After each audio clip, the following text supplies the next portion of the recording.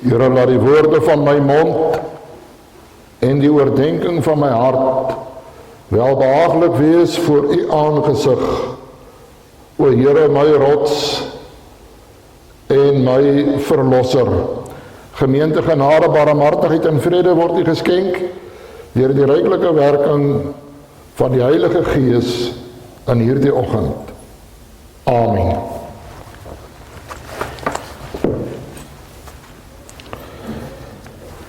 Ek gaan u nooi om saam met my die woord van die Here oop te maak en ons gaan saam lees heel ver af in die Nuwe Testament. Ons gaan saam lees in die boek Hebreërs.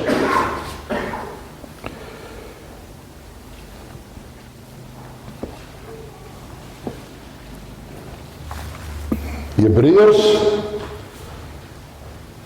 die 5de hoofstuk, ons gaan daar met mekaar saam lees.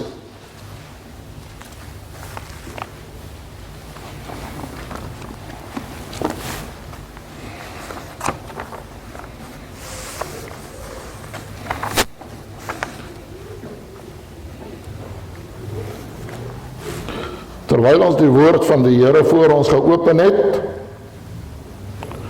kom ons gaan net so sit en dan gaan ons saam voor die Here buig in gebed en die Here ook soek vir die bediening van sy woord. Here, ons dank u en ons eer u vir hierdie wonderlike voorreg om ons nou onder die lig van u woord te kan kom plaas. Die opening van u woord gee lig. En nou kom bid ons vir lig. U woord wat 'n lig vir ons pad is, 'n lamp vir ons voet. Hierdie woord wat nie weggesteek kan word nie, is soos 'n lig bo op 'n berg in 'n donker plek. Ons dank u dat ons nou na u toe kan kom. In hierdie bewustheid van u teenwoordigheid, van u nabyheid. Dankie dat ons u naam kon groot maak deur saam te sing. Dankie dat ons ook nou kan bid vir hulle wat vanmôre hier wil wees, maar nie kan nie. Weens omstandighede, weens siekte, weens inperking, weens verskillende dinge. En ons dank u vir die tegnologie wat ons kan gebruik en wat ons kan benut. En ons bid dat u vir ons sal help om hierdie woord van hierdie uitsaaistasie wyd uit te stuur. U wonderlike woord. En daarom kom bid ons nou vanmôre vir die werking van u Gees in ons harte. Dis nie die woord van 'n mens nie. Die fokus is nie op my wat die woord moet bring nie. Ons fokus is op u. En dankie dat ons alle menslike elemente agter die kruis kan kom plaas.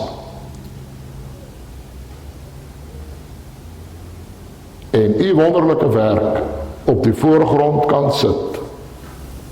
Hierdie tyd wat ons nou beleef van Pinkster, dat u waarlik met ons ook hier sal kom ontmoet. Elkeen wat na hierdie woord luister, waar hulle ook al mag bevind, dat die groot werk in harte en lewens sal kom doen. Ons eer u en ons aanbid u, dat ons u kan vertrou hiervoor, dat ons op u kan reken vir elke faset van hierdie diens. Amen. Ons lees saam In Hebreërs hoofstuk 5, hoofstuk 5, lees ons saam vanaf die 7de vers.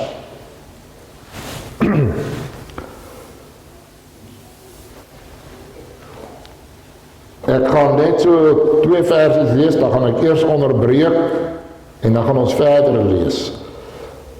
Vers 7, hy, dit is Christus, wat in die dae van sy vlees en smekende met sterk geroep en trane aan hom geoffer het, wat hom uit die dood kon red, en ook verhoor is uit die angs. Hy, Christus, al was hy die seun, het gehoorsaamheid geleer uit wat hy gelei het. Ek wil net eers daar stop.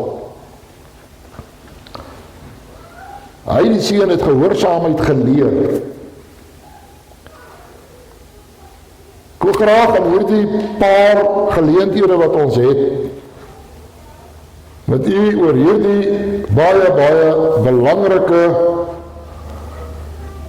en self ondersoekende saak kom praat, om gehoorsaamheid te leer.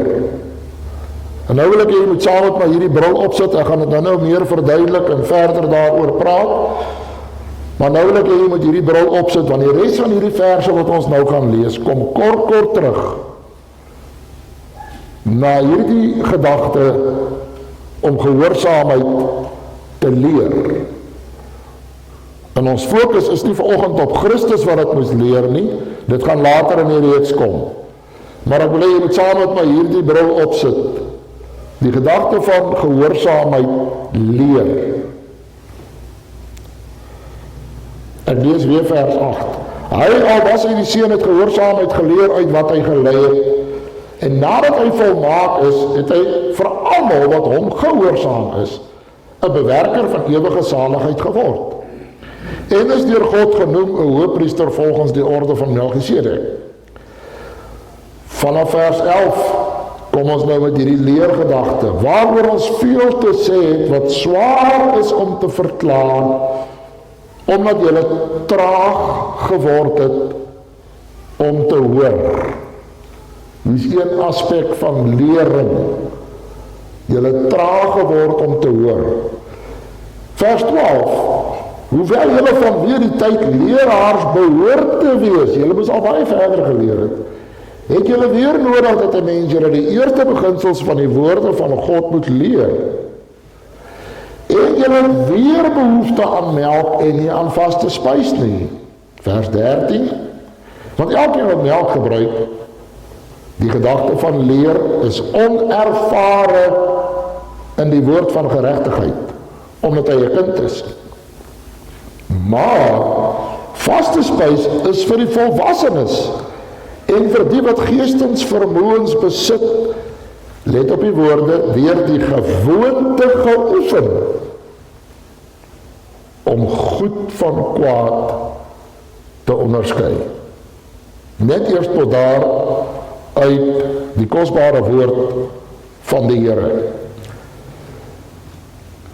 Hierdie gedagte kan u by die huis bietjie weer na gaan kyk en weer gaan lees, en wanneer ek die links gestuur het en jy weer hierna luister, bring vir jou weer 'n ander invalshoek, jy luister 'n tweede keer daarna, jy hoor sekere goed beter, jy fokus nou op ander goed as wat jy nou fokus, en so gebruik die Here ook hierdie dinge om met ons te werk. Ek wil die woord gebruik, die skool van gehoorsaamheid. Nou ek weet, dis 'n baie onpopulêre woord, want skool is 'n baie boring woord. En die gemeentes wat ek bedien het, wat my gemeentes was, is dit ook boring, want as die meiders van verlof af terugkom, voor hy weer kan sak, gaan hy eers skool toe. Hy het nou eers weer 'n paar goed gaan deurwerk. As hy klaskool toe gegaan het, Dan kan hy sak en hy kan ondergronds gaan en sy werk gaan doen. So skool is 'n baie negatiewe konnotasie, is nie 'n lekker woord nie. Maar ek wil hê jy moet dit sien in die konsep van die skool van die lewe. Ons sê mos vir mekaar, jy is nooit te oud om te leer nie. En wanneer ons met mekaar praat oor die skool van gehoorsaamheid, en dit het ons in hierdie gedeelte lees en wat ons in 'n klompie ander gedeeltes na gaan kyk in hierdie geleenthede wat voor lê, wil ek hê jy moet saam met my hierdie gedagte in jou hart vasmaak. Ek moet leer om gehoorsaam aan die Here te wees. En nou is dit nie 'n gehoorsaamheid wat gefokus is op iets spesifieks nie. Ons praat van 'n gehoorsaamheid in my wandel met die Here. Dis nou nie 'n gehoorsaamheid om nee te sê noodwendig vir sonde nie. Dis die maklikste manier om te sê ek doen nou nie sulke daai dinge en daai dinge en daai dinge nie, so ek is gehoorsaam. Jy is nie nodig om gehoorsaam daaraan te wees nie, om dit nie te doen nie, want as dit nie deel is van jou leefstyl nie, en jy kan daarby verby beweeg, gaan dit jou mos nie affekteer nie. Dan het ons nou nie met gehoorsaamheid te doen nie, dis afgehandel. Maar wanneer die versoeking na jou toe kom, dan verander die prentjie. In hierdie gedeelte kom hierdie woorde herhaaldelik na vore, maar goed geleer is, maar nie geestelik onderhou is nie, en dan moet ons later weer teruggaan na die tekenbord toe. Of het nou traag is om te hoor, of het vanweer die tyd leraars behoort te wees, of het maak nie saak wat het mag wees nie, ekskuus, ons het dit nou daar gelees. So wanneer gehoorsaamheid geleer moet word, dan beteken dit, dis nie iets wat ons mee ingebore is nie. Dit hoef ek nie te verduidelik nie. Jy kan al die kleintjies se streke in die pram sien. So gehoorsaamheid is nie iets wat ingebore is nie. Ook nie met wedergeboorte nie. As ek die Here ontmoet as verlosser en saligmaker, en hy in my lewe inkom woon, moet ek nog steeds gehoorsaamheid leer. Die Here Jesus moes dit leer. Hoeveel te meer ek en jy. Nou wil ek net 'n bietjie die leerding net 'n bietjie illustreer. Terwyl ons nou inleidend oor hierdie geweldige groot saak praat. Omdat gehoorsaamheid nie 'n ingebore ding is nie, moet dit geleer word. En ons leer gehoorsaamheid van kleins af. Kinders word gehoorsaamheid geleer, hulle word gedissiplineer. En wat is die mees algemene beginsel van enige vorm om gehoorsaamheid te leer? Daar's twee goed betrokke. Straf en beloning.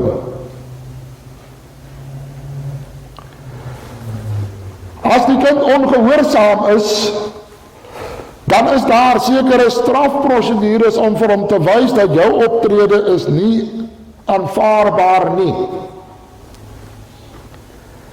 En ons volg hierdie prosedures.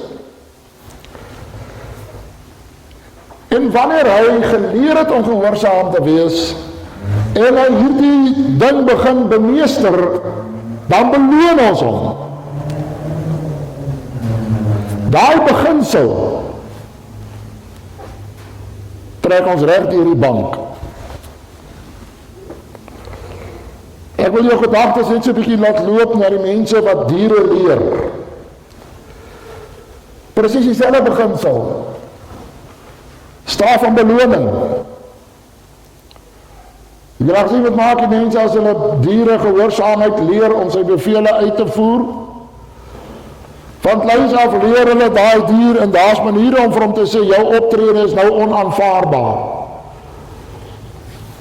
Of hy dit met woorde doen en of hy dit met iets anders te doen, daai dier kry die boodskap. Ek het nou oortree. Maar daar is ook 'n beloningsaspek. En dis ook verskillende maniere om dit te doen. Of dis met woorde, of dis om iets te gee. En die mees algemeenste is om te sien, hy loop met iets in sy hand en as hy nou vir sy hond gaan mooi sit. Dis maar sy eerste wat gebeur daar by die kosbak, né? Mooi vat. En dan is daar nou 'n vreeslike beloning en die woorde werk saam en alles werk saam. En dis hoekom die hond gaan sit, want as hy moet regop staan gaan hy sterk om van balans afgooi. Hy word beloon. Of hy kry 'n lekkerny. Maar wanneer ons na die diere in die sirkus kyk, ons is nie daar as hulle die opleiding doen nie, dit is presies dieselfde beginsel. En wanneer hulle dit bemeester het, dan word hulle nie noodwendig meer in so 'n mate beloon nie. Ons sê ons vir mekaar buig die boompie terwyl hy klein is. So gehoorsaamheid moet geleer word. En ons kan dit wydstrek in ons geestelike lewe. En ek wil hierdie laaste illustrasie met u deel oor gehoorsaamheid leer. En dis nou 'n bietjie op 'n ander vlak. Nou is ons weg van die kinders af en van diere af. En ek en jy is elke dag in ons geestelike lewe in 'n leerskool van gehoorsaamheid. Die toetse en die beproewings en die omstandighede wat na ons toe kom, is die hele tyd besig om ons te toets. En selfs daarin het ons hierdie beginsel van straf of gevolge en loon.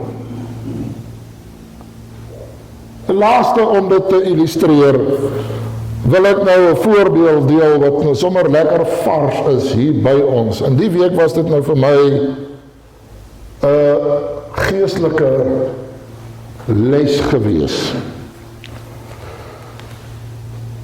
Terwyl ons nou hier op die terrein besig is, hierdie hoop klippe wat hier net so regs van die kerk lê.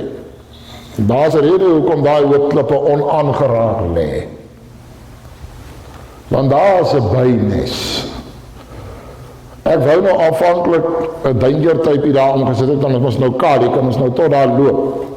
So dink ek nee, dan trek ons nog meer aandag. So los nou die danger type. So julle kyk dan dat die kinders nie so toe gaan nie. Hier kom die leer van gehoorsaamheid. Uit my vorige ervarings praat ek nie baie met die bye nie. En wanneer hulle my pad kruis, dan sort ek hulle uit. Ek het nie tyd vir al hierdie draadjies nie. Hulle is nie op hulle plek nie, hulle hoort nie hier nie. As ek een of twee pogings aanwend of iemand kry en as dit nie werk nie, dan is dit nou so. Maar so, nou gaan ek sy naam noem, die byeman van die gemeente, ou Linde, nou daag hy op. En hy sê vir my, hy wil my net daar wys. Ek sê nie, ek het daai manne gesien, hulle draai daar. Nou is ek in hierdie skool van gehoorsaamheid. Nou weet ek daai man se passie is by daai bye. Nou ek sal ook daai heuning wil hê. Maar teen die tyd waar ek op my manier daai heuning gaan kry, gaan hy so 'n ander vleiwertjie by hê. En dit gaan nie werk nie. Nou is ek in hierdie skool van gehoorsaamheid. Nou nommer 1 moet hier gewerk word. So nou weet ek, ekskuus, die strafbeloning. As ek daai bye gaan stuur, is die strafgedeelte die job gaan stop. Want hy manne gaan oor tot aksie en niemand kan nêrens move nie. En ek moet die bure hier om die plek in ag neem en ek moet al die bewegings hier in ag neem en as jy hulle 1 keer trigger gemaak het, is daar nie brieke nie. Jy gaan nie vir hulle sê sorry nie, dis so. So hulle gee jou nie eers 'n kans nie. Nou weet ek, en dis nou vir my hierdie geestelike uitdaging. Ek moet hulle natuur respekteer. Het ek daar naby gaan werk, ek het so ver begin en nader kom. Vroegoggende. As dit koud is, partykeer as dit nog donker, dan gaan ek nou so 'n bietjie aan daar, voor die manne wakker word. Maar soos wat die gras korter word, begin hulle agterkom, hier's moeilikheid. So hulle is al hoe vroeër as hulle opdreef. En daar aan die begin, lyk dit soos 'n chopper wat opstyg, en dan is so, waar gaat hy? Gaan soek blomme. Maar hier nou, donderdag, vrydagoggend se kant toe, as daai manne opstaan, dan draai hy so 'n bietjie rond. Nou moet ek hierdie gehoorsaamheid beginsel toepas. As die arbeid inkom, dan sê ek vir ons, gaan nou eers daar by die bye werk. Daai goed, ek gaan byt, ek sê, man, ek sal kyk. Dan klim ek op die klippe en dan staar ek hier in dophou. Nou moet hulle hier naby werk en sny en te kere gaan. Soos wat het warmer word en daai manne begin opstart, dan moet ons hulle maar salueer en skuif ons weg. Môreoggend is ons weer terug. Wat is die twee beginsels? Ek moet hulle natuur gehoorsaam. Die straf is, as hulle omgekrap raak, en hulle raak onstuimig, dan stop die job. En ek weet uit vorige ondervinding op ander plekke het ek al mense aangery uit sulke omstandighede waar die bye hulle toegesak het. Jy weet hoe lyk dit? Daai goed is hier. Nou moet ek versigtig wees.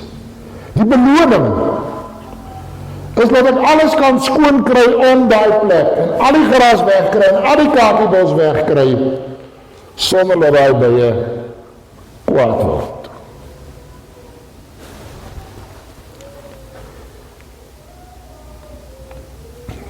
En dan kom Linda en hy kom check my op.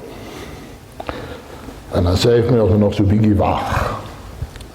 Ek sê vir my is night shift, kom al hulle uit. Wat ek al aangaan, sê nee, net van Italië.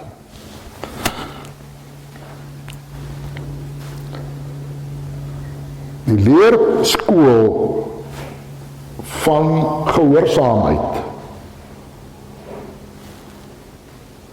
is onvoorspelbaar. En die toetse kom na ons toe, ongevraagd. En as Christus gehoorsaamheid geleer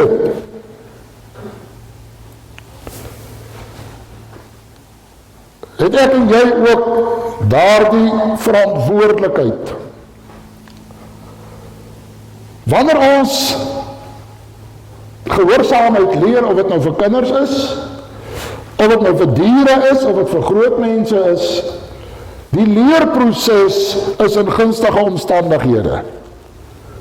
Jy vat nie jou kind skool toe, dan wil jy hom daar gaan leer, nie. Jy leer hom dissipline by die huis, waar hy in gunstige omstandighede is. Maar die toets van sy gehoorsaamheid by die huis word gemeet wanneer hy weg is en hy is daar by die skool. Julle weet mos hoe werk het toe julle kinders klein was, né? Almal se kinders is mos skoolmodelle.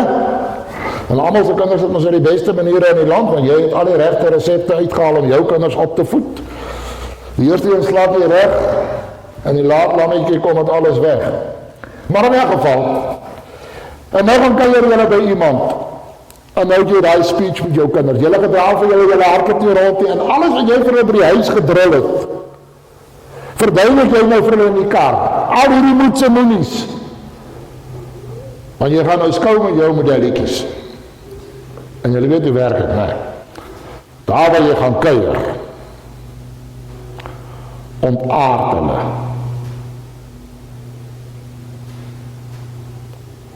en dan sê jy vir hulle, ons gaan praat as ons by die huis kom. En jy wys het vir hulle met jou body language.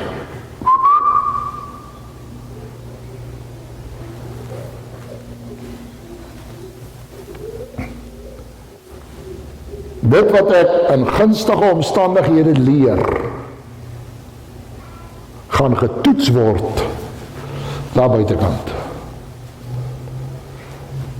Dit wat ons hier leer, word getoets. So wanneer ons met mekaar gaan praat oor die skool van gehoorsaamheid in hierdie week, dan moet ons vir onsself vra, wat staan in my pad? Hoekom leer ek nie vinniger gehoorsaamheid nie? Wat staan in my pad om toe te neem in gehoorsaamheid. Wat hinder my? Hoekom kan ek nie maar net een slag luister en klaar kry?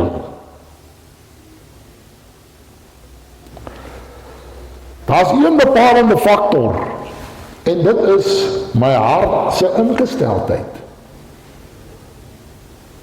En dis waarby ek vanoggend wil stilstaan en poog in die tyd tot ons beskikking, om dit met u te deel. So by hierdie eerste geleentheid oor die leerskool van gehoorsaamheid, moet ek heel eerste my eie hart ondersoek. Want dit is die bepalende faktor. Of ek gaan leer moeilik, of ek makliker gaan leer. Wanneer het kom by diere, by honde, die ouens wat honde oplei, praat van die hond het 'n sagte nek, of hy het 'n harde nek.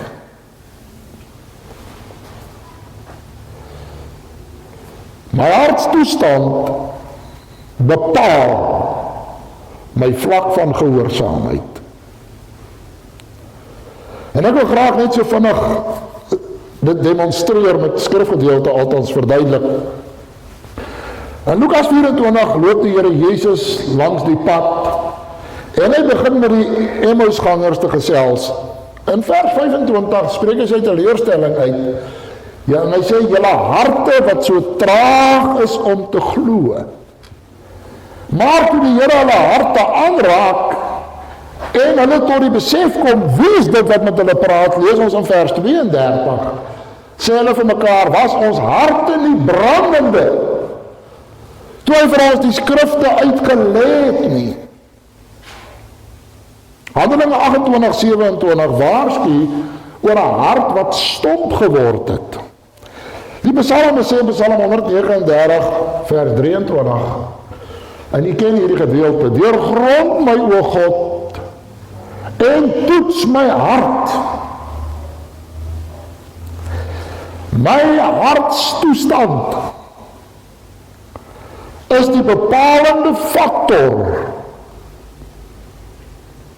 Gaan ek moeilik leer, gaan ek maklik leer. Het ek 'n sagte nek, het ek 'n harde nek. En wanneer ons na ons hartstoestand kyk, wil ek graag 4 aspekte by u los. Met ander woorde, kom ons ondersoek ons hart vanmôre. Jou hart het ons nou 4 hartkamers. En kom ons ondersoek daai 4 hartkamers. Ek gaan vir elkeen 'n naam gee.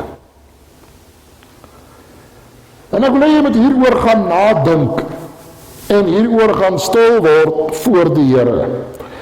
En ons verwys nie nou na gehoorsaamheid ten opsigte van enige iets spesifieks nie.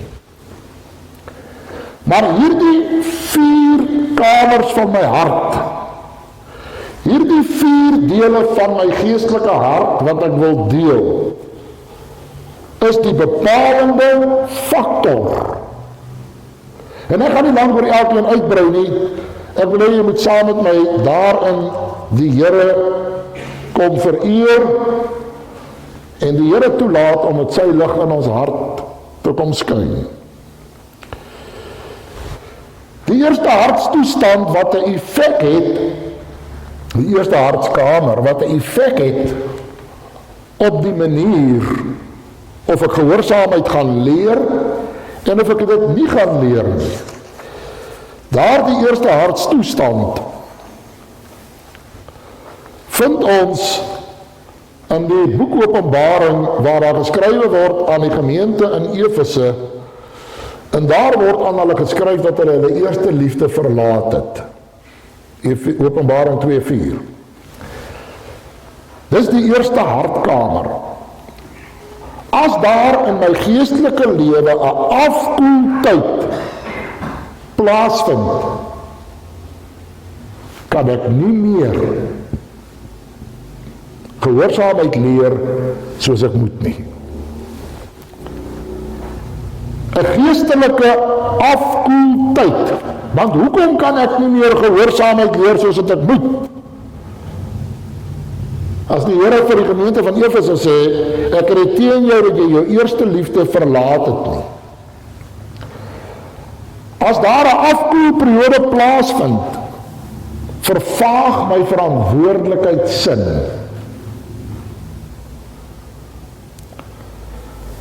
Dis nie meer vir my so belangrik nie.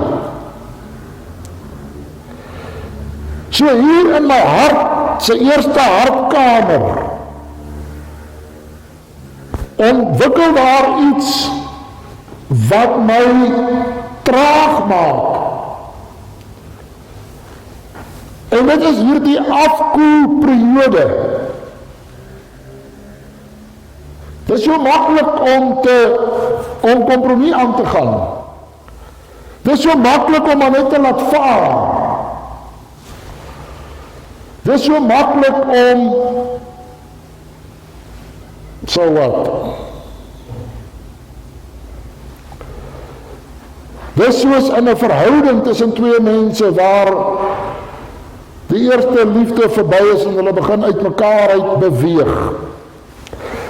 As my verantwoordelikheidsin, as die afkoelperiode plaasvind, is die toewyding nie meer daar nie.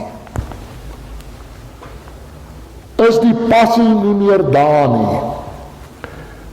My gees is nie meer so ingestem en ingestel met God se gees nie.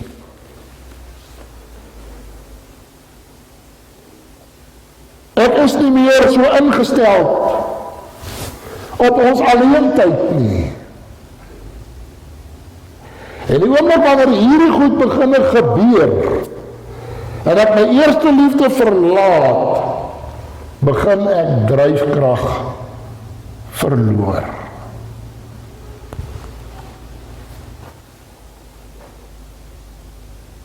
Vandaar het 'n afkoeling plaasgevind. En ons kan lank oor al hierdie goed praat en ons kan lank hieroor deel. Maar ek wil hê jy moet hieroor gaan nadink.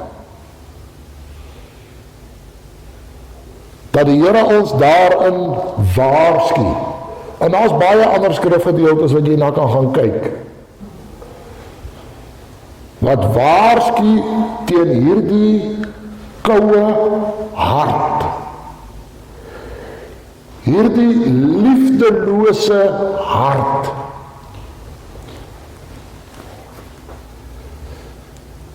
En het raak net vir jou uiters moeilik om in daai toestand gehoorsaamheid te leer. Dis amper net gedwonge gehoorsaamheid. Wat terwille van oorlewing gedoen word. Maar die passie is weg. Die tweede hartkamer wat ek met u wil deel, lees ons van in Matteus 13.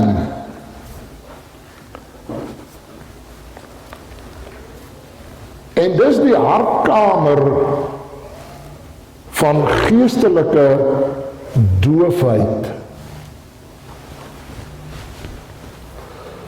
So die eerste ene die liefde afgekoel, voel nie meer dieselfde nie. Maar die tweede is, ek hoor ook nie meer so lekker nie. Ons lees in Matteus 13,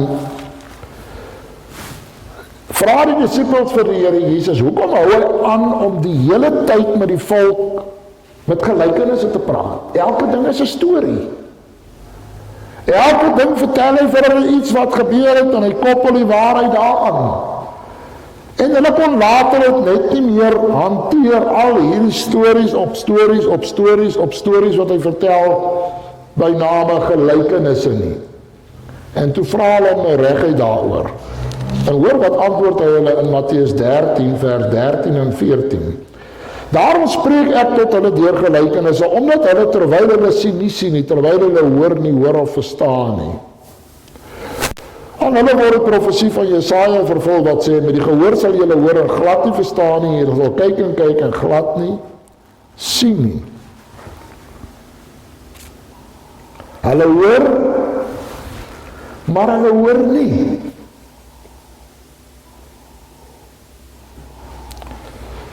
Nou,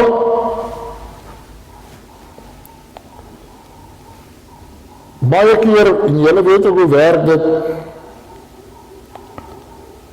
as jy nou 'n praatkind in die huis het wat aan mekaar praat,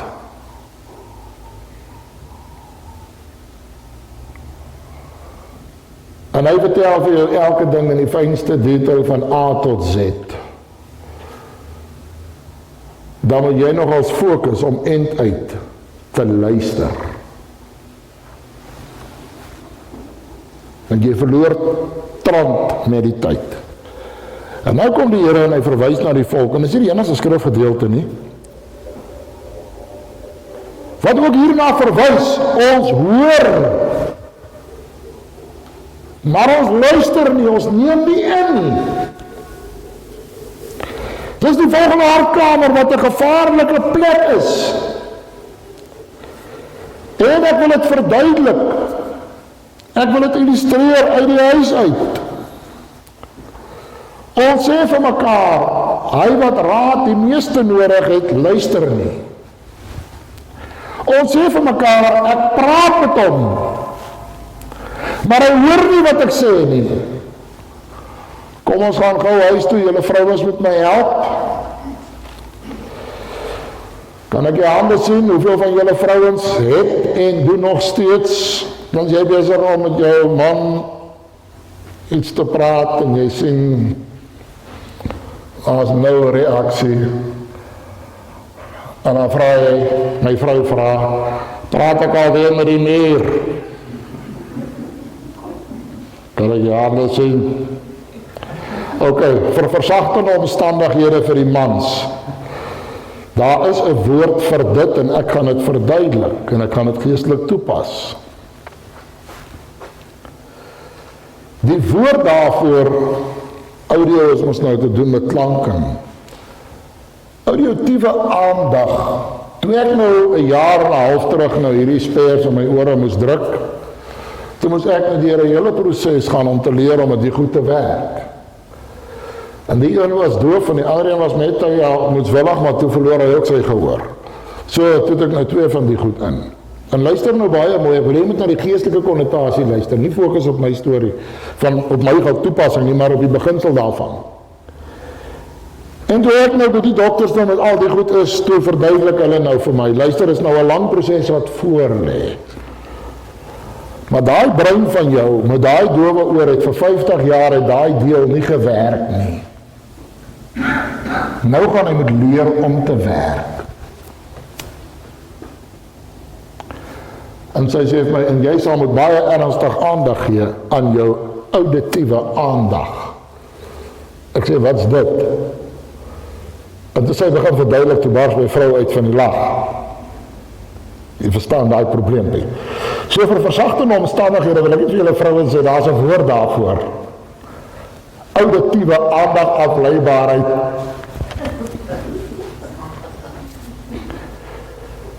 Ek is daai dat julle met ons praat.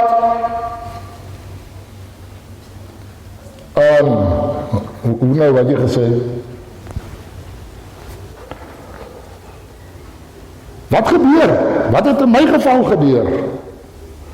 Hierdie brein was nooit ingestel daarop nie, want hy het nie daai deel nie gewerk nie. So as iemand aan hierdie kant praat, hoor ek dit, maar het registreer nie. Maar is nie ontwikkeling. Nou kan ek al hoor as jy hier kan staan en praat. Maar hierdie brein moes dit leer. Want vir 50 jaar was hierdie deel in silent mode.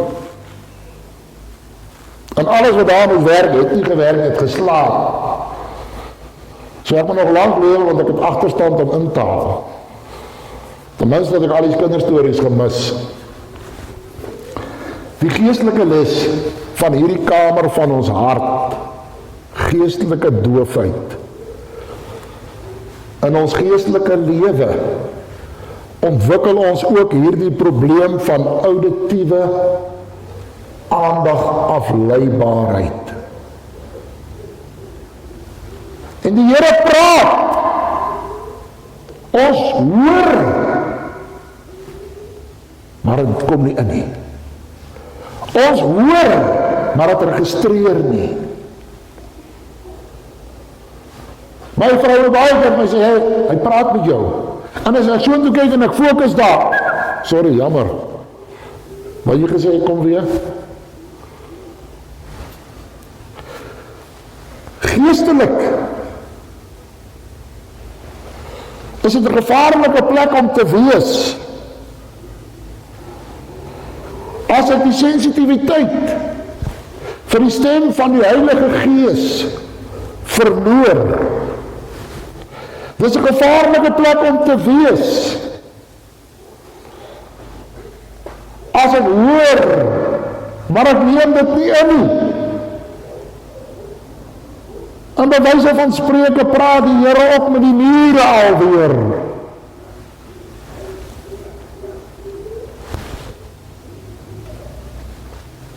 Openbaring 22:17 sê, laat hom wat oor het, hoor. Openbaring 3:6. Dis amper asof die boek Openbaring begin en eindig. Wie oor het, laat hom hoor. Dit is baie moeilik om gehoorsaamheid te leer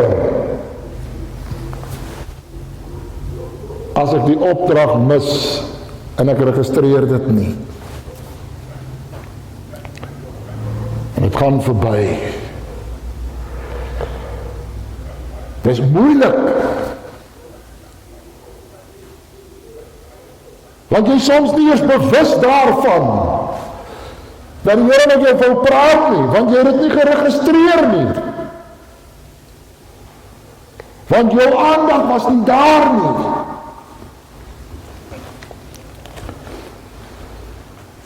Dis die tweede plek in ons hartskamer. Wat 'n gevaarlike plek is en wat dit moeilik maak om gehoorsaamheid te leer. Die derde hartkamer, en ek wil hê jy moet my mooi uitluister en nie verkeerde afleiding maak van wat ek wil oordra nie. Die derde hartkamer is my verstandelike ingesteldheid. Dit het niks te doen met IQ vlak nie. My ingesteldheid in my denke. Ek lees vir jou die voorbeeld hiervan in Galasiërs 3 vers 1 tot 3. En Paulus skryf aan hulle, en hoor hoe begin hy, nogal 'n baie negatiewe trant hoe hy hierdie hoofstuk mee wegtrek. O onverstandige Galasiërs, weet julle betower om die waarheid nie gehoorsaam te wees nie. En as julle nou minder geweet het, is dit anderste. Maar julle voor wie se oë Christus afgeskilder is as onder julle gekruisig. Dit wil ek alleen van julle weet. Het julle die Gees ontvang uit die werke van die wet of uit die prediking van die geloof? Is julle so onverstandig? Nadat julle met die Gees begin het, eindig julle met die vlees.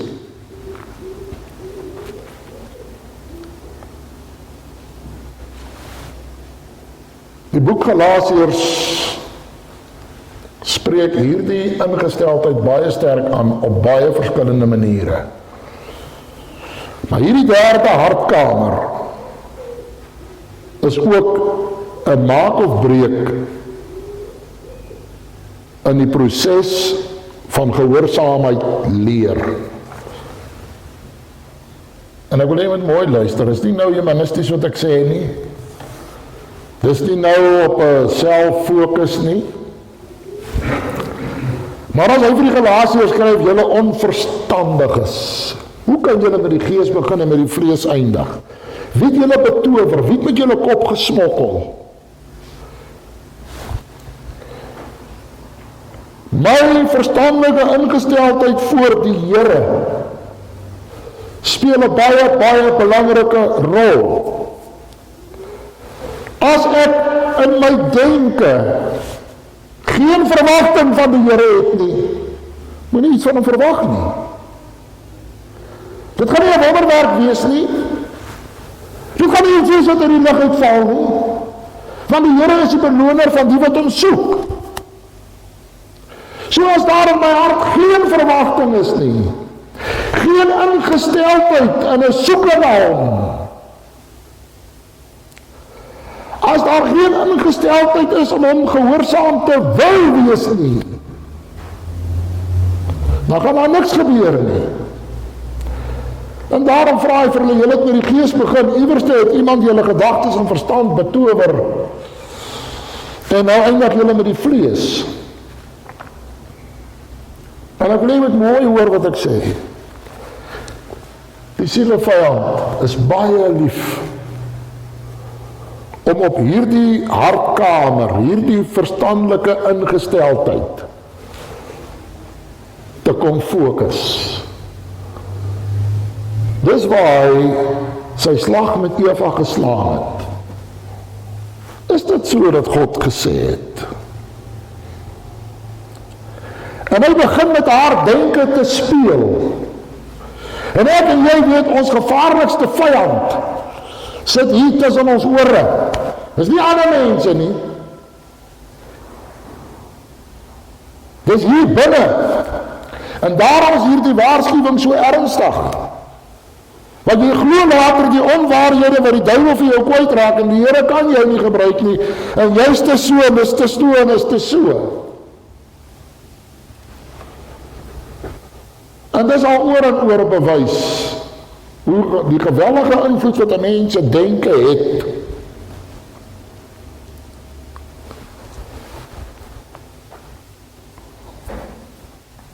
Daar is al baie toetse op hierdie terrein gedoen oor 'n ou wat by die werk aankom, blakend gesond, 'n keer op die aarde niks, en steek 'n paar ouens op, om net so tussendeur vir hom te vra as hy alright, hy lyk nie lekker nie. En die eerste ou antwoord hy baie oortuigend, ek bekeer niks. En die tweede ou sê, ok, ek bekeer niks, maar die tweede ou wat my vra. Die derde ou wat het vra, sta jy later in die spieël en kyk. Het ek hier ons om kork of my te vra, as ek nie lekker nie. Die vierde ou, dalk is hulle reg. Dis nie lang nie. Dan reageer jou hele menswees op daai saadjies wat geplant is in daai denke. Die skrif sê nie verniet, bedink die dinge wat daar bo is. En ons kan lank en baie hieroor praat. As daar nie 'n ingesteldheid is om gehoorsaamheid te leer nie, gaan jy op die geleenthede raak sien nie. En alles gaan net so zwaarmoedig wees en het gaan 'n gesig wees oor alles wat om jou gebeur. En is so moeilik en is so onregverdig.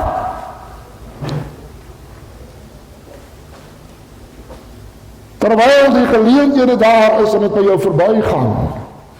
God soek iemand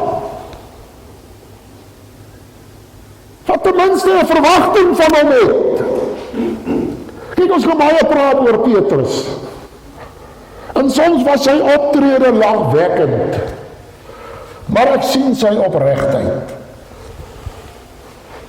En in sy denke het hy ten minste 'n plan gehad.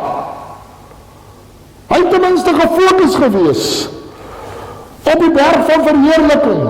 Ai, kerels, die Here Jesus wys vir hom sy verheerlikte liggaam en hoe dit gaan wees in die hemel.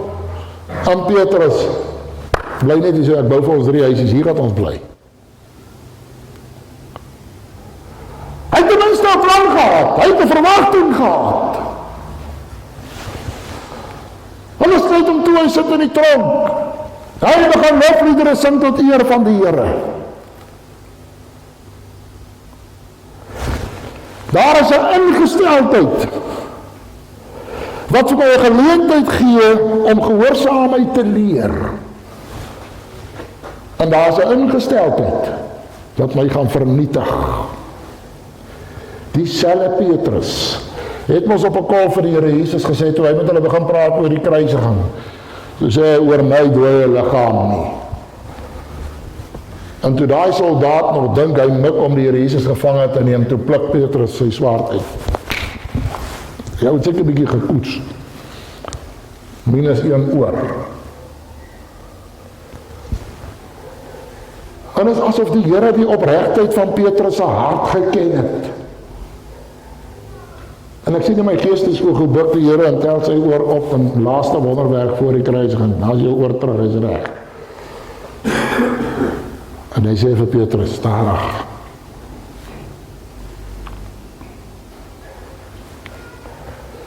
Hierdie kamer van ons hart is onontbeerlik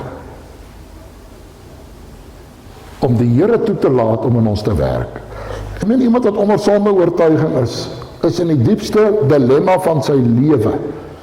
Hy is onder sonde oortuiging en hy is bewus van sy verlore toestand. Maar wat gebeur in sy denke, in sy verstand?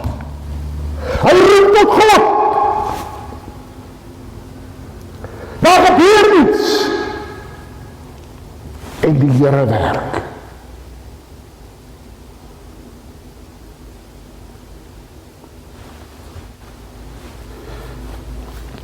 Die Here gaan nie maar net oor al hierdie goed werk nie. En daarom moet ons die Here vashou vir hierdie verandering in ons hart. Efesiërs 1 vers 18 en 19 verwys na die verligte oë van die verstand. Dit wat God vir ons kom doen.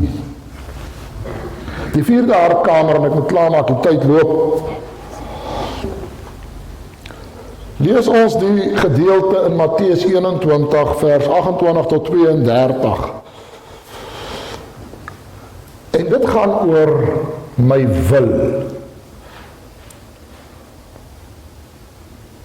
Ons is baie vinnig om te sê iemand het 'n willetjie van sy eie.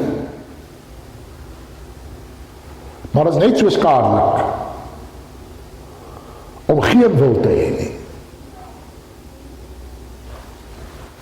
Ons lees in daai gedeelte in Matteus 21 vers 28 tot 32 van die pa wat die 2 seuns het.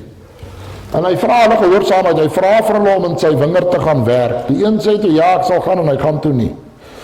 Die ander een sê vir sy pa nie, hy gaan nie en later pla dit om toe gaan hy. Nou wie van die twee was nou die gehoorsaames en dis waar die gedeelte nou handel.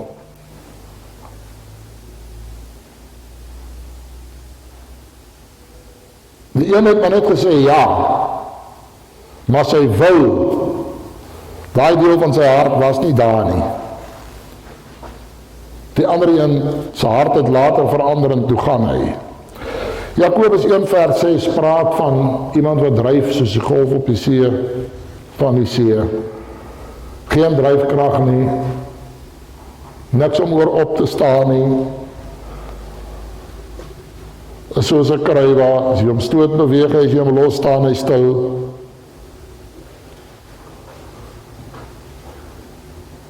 God soek iemand wat sy wil aan God se wil kan onderwerp. En as daar nie 'n wil teenwoordig is nie, gaan die Here nie oor dit werk nie. Die Here soek my gewilligheid. Gewilligheid. My wil. Wat ek na hom toe moet bring.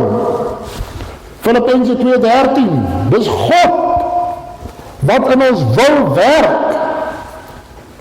Dis God wat die wilskrag gee vir oorwinning oor sonde, om te getuig, om staande te bly, wat dit ook al mag wees. God gee dit. Maar hy wil sien,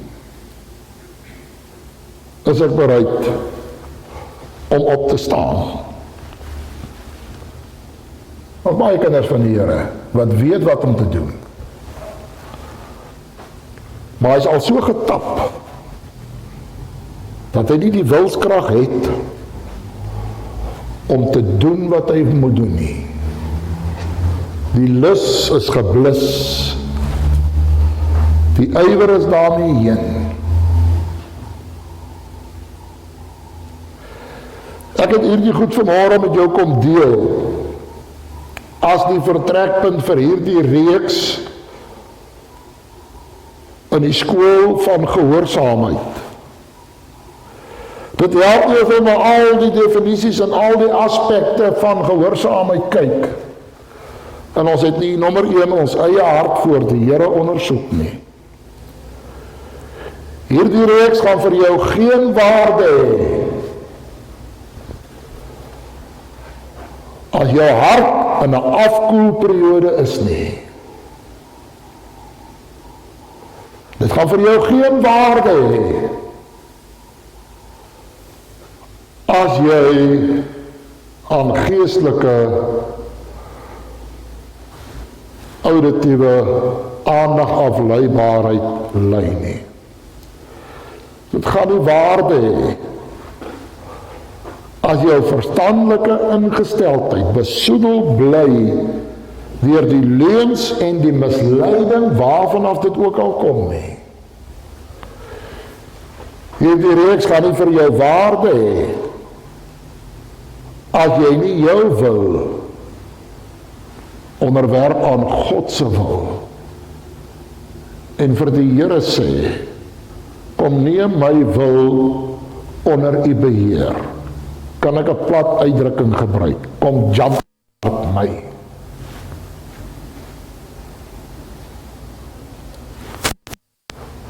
En mag die Here vir ons help.